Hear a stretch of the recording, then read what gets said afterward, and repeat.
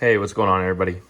So on Facebook, I got a couple requests to do a little bit more in-depth video, a little bit more in-depth than my last one. So on this one, I'm gonna kind of walk you through how I built it, where I got the stuff, and how I put it together. Disclaimer, this isn't the way, it's a way. I know a lot of people have made these videos, and that's kind of how I created my own build. I took bits and pieces off everyone else's, but I wanted everything self-contained inside one area. I did not want my PWM to be separate and on have the wires anywhere. Everything's internal here. All the wires that I run, the plugs and everything that I run to my battery is through the hull of the kayak. So to me, it's pretty clean and it works well for me personally. So again, if you like this video, again, do the little thumbs up thing. I'm just doing this. I'm not trying to get a million views or anything. I'm just doing it because a couple people requested it, and I just want to help some of you guys out. So some of the stuff that you'll need for this build: one, you'll need a trolling motor. Mine is the Minn Kota Endura 3030, which is 30-pound thrust, 30-inch shaft. You don't have to get that one. If you want a more thrust, which will just get you up to speed a little quicker, you can do that. But the 30 pushes my kayak just fine at just shy of 4 miles an hour. It's 3.9. But I use it for trolling for kokanee and trout. So you'll need your trolling motor. Second, you'll need a insert piece for your kayak. Again, this build is for my 2021 2021 Old Town Sportsman's 106 PDL. This will also work for the 120 PDL. So this insert I bought from Navarre Kayak. You don't have to buy one if you want to build your own or router out your own. You can, but this is super easy. It's a 3/4 inch piece of marine grade HDPE plastic. It does not come with the handle. It actually comes with this little black clip right here that you can clip something onto. I took it off and filled it with epoxy, as you can see right there, and I put a handle because I want to be able to lift that thing out of there. Second, you'll need a ammo box. This is a Sheffield ammo box, Amazon. It's like $10. You also need a PWM. This is the one I purchased. It does not come like this. It actually has a little cage that it's built in, but I cut it up and just so it'll fit in here. I don't need the cage on there. This one's 100 amp, 3000 watt PWM. They do make other ones out there. Some say that theirs has burnt up on them. I have not had an issue. I've ran mine a couple of times, or quite a few times, variable speeds. I do not run it at full speed for very long. I run it at usually 1.5 to 2 miles an hour at the most. I'll bump it up if I'm trying to get to a certain spot, but ultimately I don't run it at a high speed. They make different ones that have a built-in fan. I'll include that in the description below if you guys want to, beef it up, get something a little bit different. But this is just the one that works for me.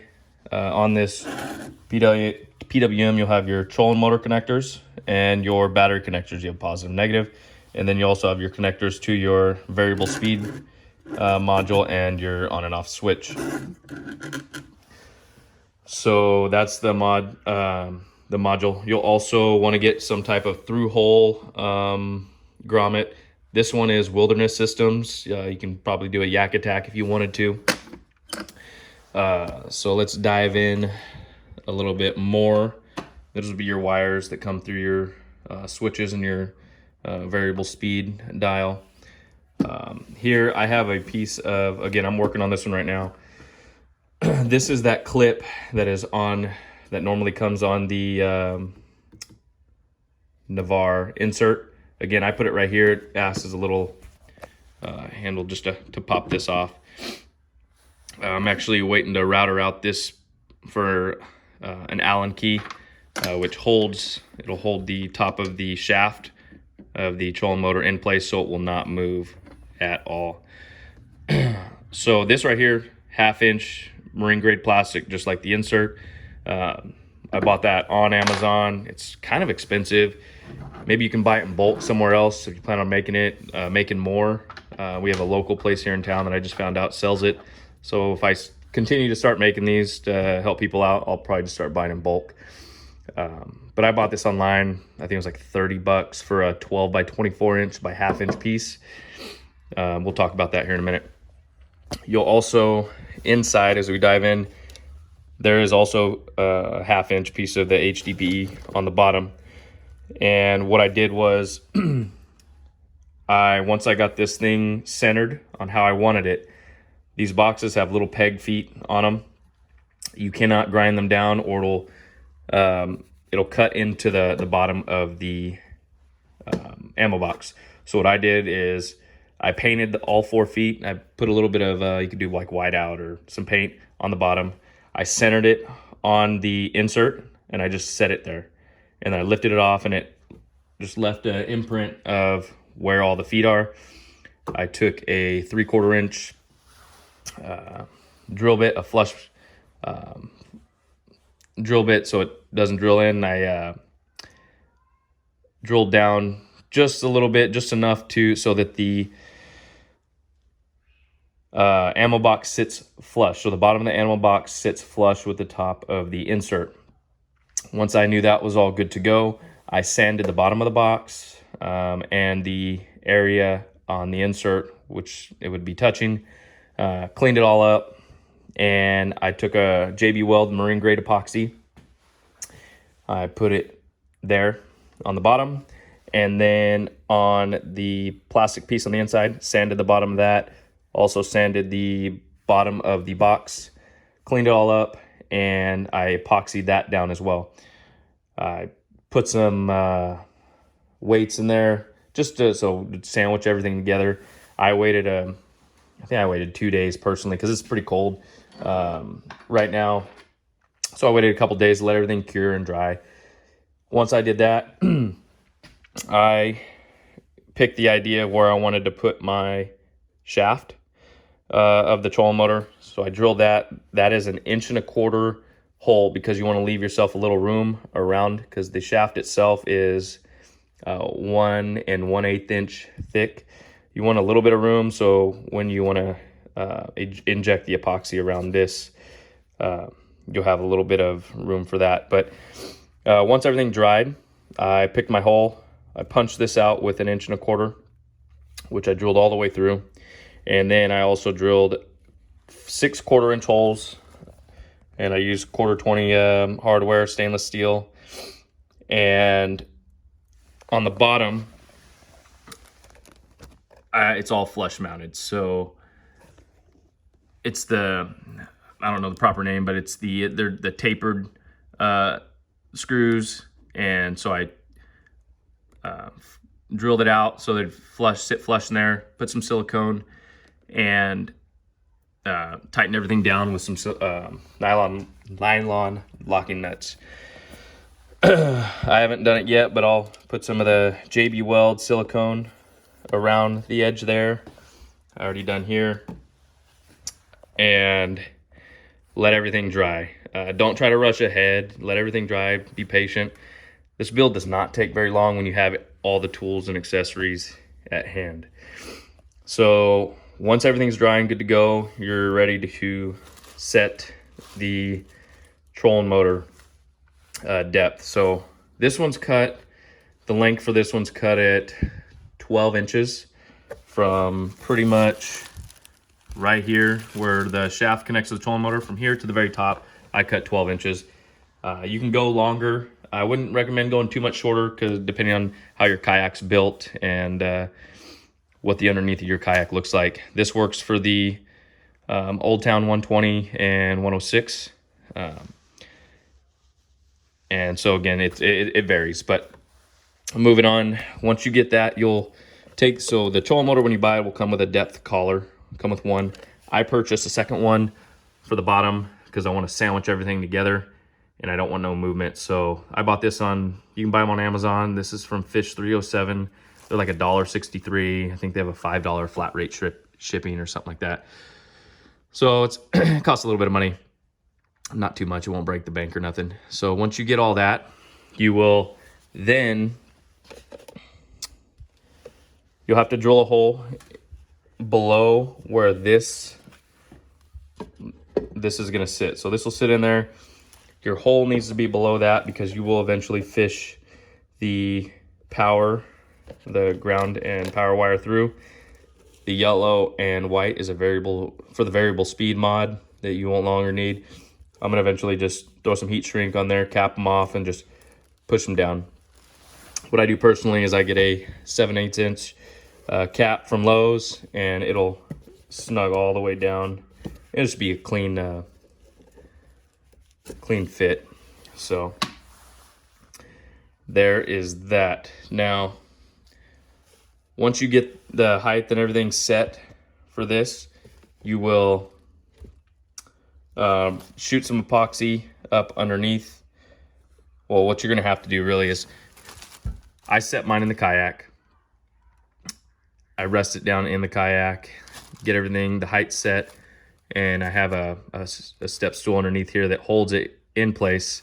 I'll drop this depth collar and I will inject in the gap up here. I'll inject the marine grade, the JB Weld marine grade epoxy up in here, and then I'll come up top and then I'll wipe it clean. And this depth collar won't be pushed down at the time. Once again, I let it dry. Then I'll run a bead of epoxy on the inside down here, and then I'll push the depth collars together. I'll do the same thing on the bottom one. Sandwich everything together, tighten it down, and call it good.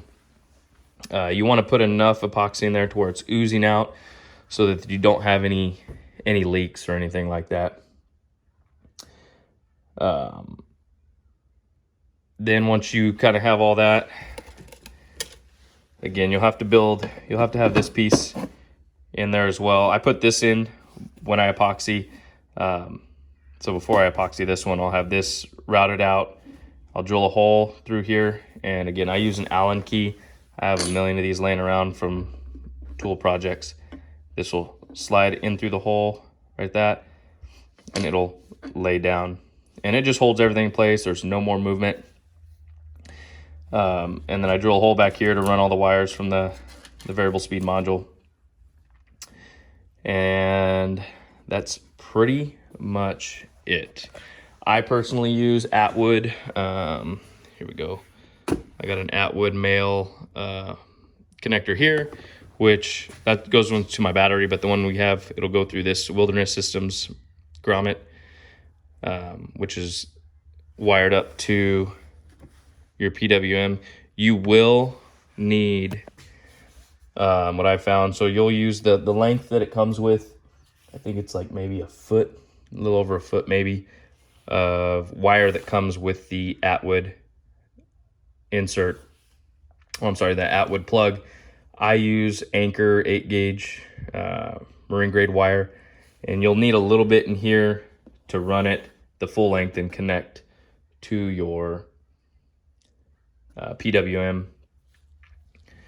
And I use some marine grade heat shrink, marine grade connectors, and all of that sort, because you just don't want no moisture going in there and affecting everything, which it shouldn't. I've like I said, on mine, I checked it after every time I've used it, and I've been running it on these cold days, and I haven't had any moisture inside. So that's pretty good, because these boxes have a rubber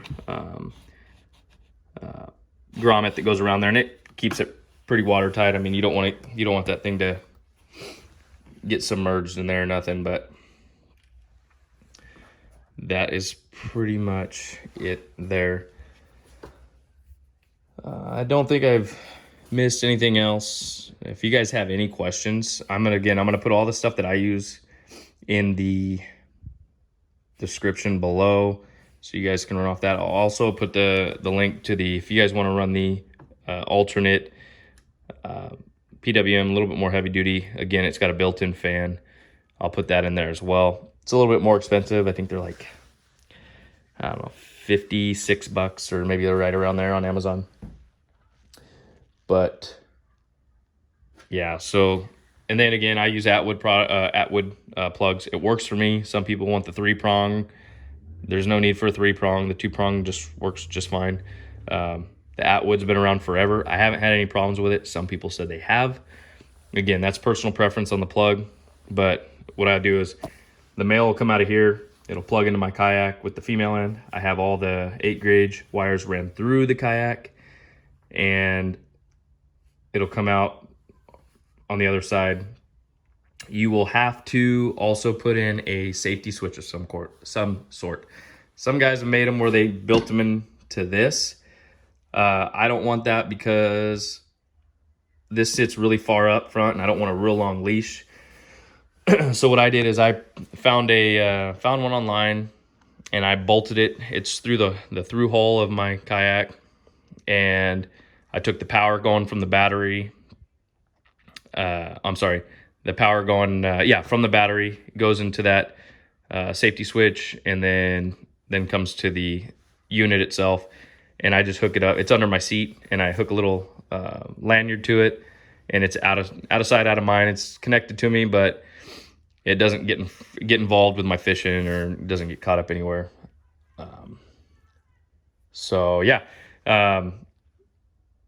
And I don't think I covered where the PWM goes. So the PWM for here will be mounted right back here. So it'll look something like this.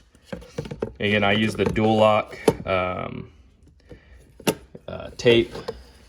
It's kind of like Velcro, but it like snaps together. So if you do need to pull it off, it's pretty easy. But it holds it on really well.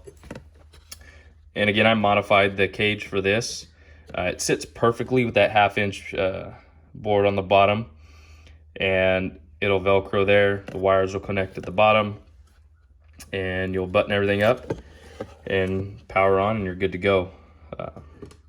So if you guys have any questions, again, you can comment below. I'll answer those, or hit me up on Facebook, and we'll go from there. So I hope this helps out some people, gives them a little bit better idea of maybe what to buy, or kind of how they want to build their own. Again, it's not the way, it's a way. And so I hope this helped out those who have asked. And that's it. All right. Good luck with everyone. See ya.